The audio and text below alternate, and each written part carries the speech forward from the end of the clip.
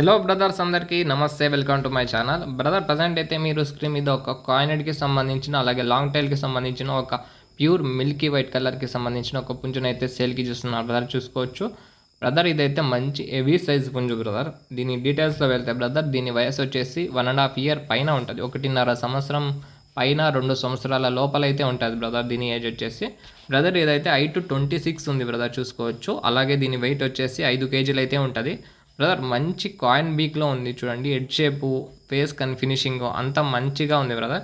ఎవరికన్నా కావాలి అనుకుంటే పుంజు ధర వచ్చేసి 9,000 పడుతుంది బ్రదర్. చూసుకోండి, మంచి కండిషన్, మంచి లాంగ్ టైల్కి సంబంధించిన పుంజు బ్రదర్.